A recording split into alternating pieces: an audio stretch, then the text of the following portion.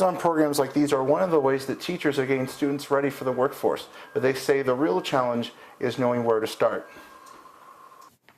Well, Sam, the main hazard is the type of material used in costumes and decorations.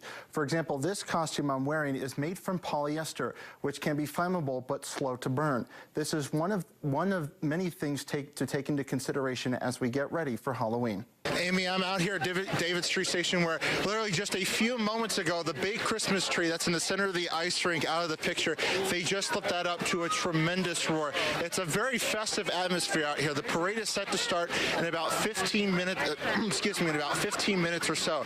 Now, in total, there are over 100 different floats that are taking place that are in this year's parade, And as you take a look behind me, you can see a lot of people starting to pack in here, trying to get a glimpse of the festivities. Now, the one thing that's been causing a little bit of havoc today is the snow. There were some questions about what kind of effect the snow was going to have on the parade. The ground is a little icy. I actually almost slipped once, but other than that, there haven't been too many problems, and everything seems to be going off without a hitch. Now, there are other local businesses along the parade route that are offering hot chocolate and cookies, and that sounds pretty good right about now, and I'll make sure to save you and Carl some, so I'll throw it back to you.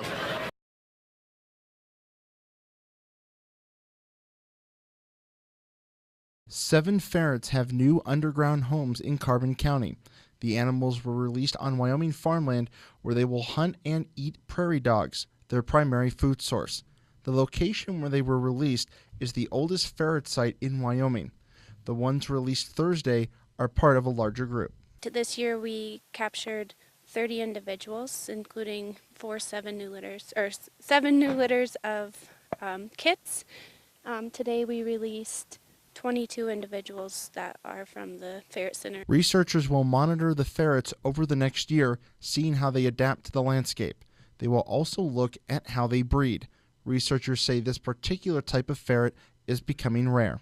This particular species being endangered gives you a unique opportunity to kind of get out and get your hands on something that's, not an everyday research project. Data collected will be used to help figure out how to better protect wildlife in Wyoming.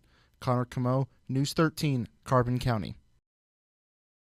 More than 300 pinwheels represent victims of abuse and assault the Children's Advocacy Program interviewed last year. All of them were planted in a special ceremony that began at City Hall Tuesday morning.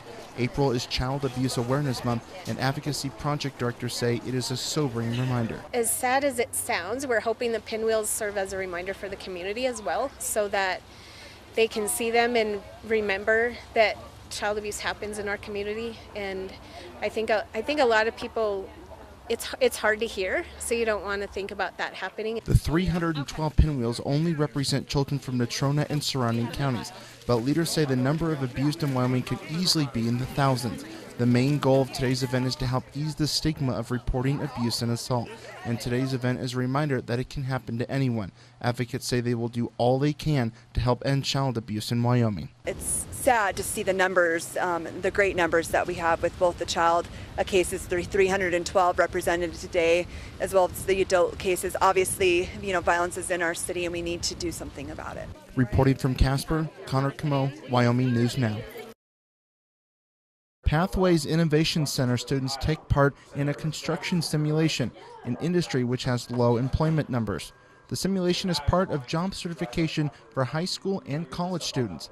Pathways teachers say with employment numbers low, they want to have students trained as early as possible. And a lot of our industrial partners are really honing in on attendance and good performance and making sure they show up on time, and just some of the general basic work skills that are needed in any job career. Teachers say the problem with job placement for students isn't necessarily about getting involved. Hands-on programs like these are one of the ways that teachers are getting students ready for the workforce, but they say the real challenge is knowing where to start. But the biggest challenge is just getting kids started into something, taking that first step out of high school or college, whatever it be. The biggest step is just getting involved in an industry. There's multiple paths within every industry. The Department of Workforce Services Work Experience Program pays students while gaining experience in school. While students aren't guaranteed a job, employers say gaining experience is an important first step. It makes them more comfortable.